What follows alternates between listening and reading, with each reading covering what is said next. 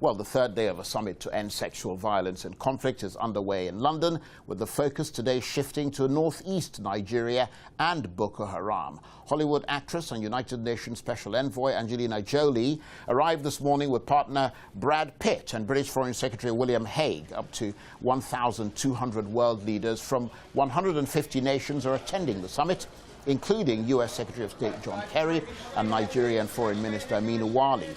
It follows last month's summit in Paris, where regional powers pledged to share intelligence and coordinate action against Boko Haram. Well, I'm joined now in the studio by Olivia Warham from the charity Waging Peace, which campaigns against human rights abuses in Sudan. Thank you very much indeed for joining us. You were at that summit. And lots of discussions taking place. If one of the reasons violators of women feel they're above the law is that the law does not do anything to them, as Angelina Jolie pointed out, how can this be changed? What is the conference talking about, something as important about that? Well, the issue of impunity is incredibly important, and this is something that the summit is trying to address. And what I'm pleased that I'm seeing in the summit is a practical approach to this, as well as discussions, because there are already, in some ways, things in place to help protect women, but the reality is that this doesn't always come about. And for instance, in Darfur, the level of sexual violence there is incredibly high, and that is despite the fact that we have one of the world's most expensive peacekeeping forces there, UNAMID.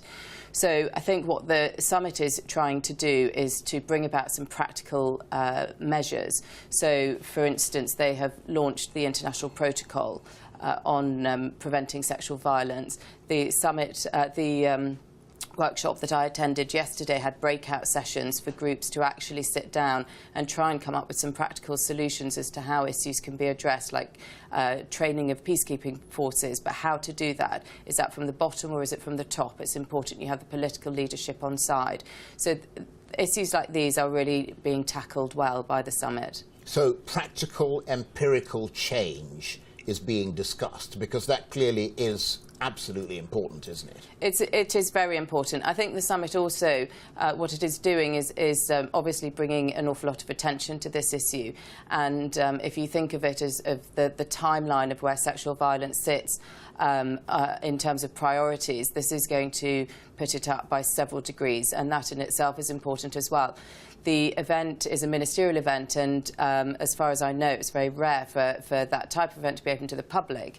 So this is addressing all sorts of people in all sorts of ways, and it's also really setting it out in a way that I think the momentum now can't be lost, and that is very important too.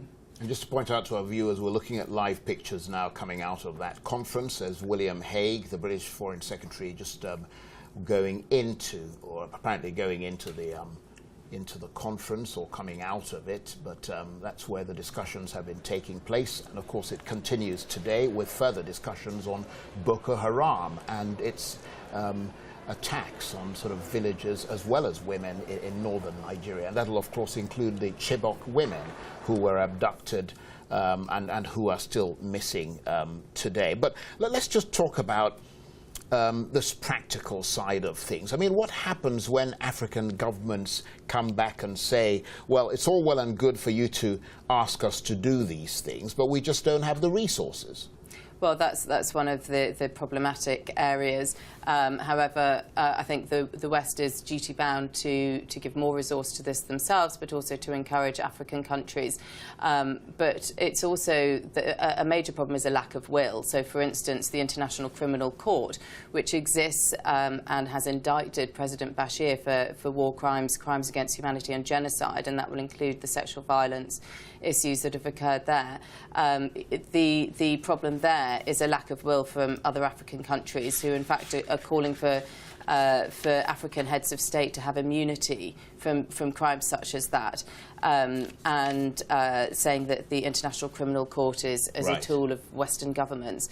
So it is important that there is willpower as well from all countries, not just Right. the Now, British. finally, you've been at that conference. What would your message be to people who've been victims of sexual violence and who might be watching this program right now? What can they expect to see on the ground in about 6 months' time as a result of this conference?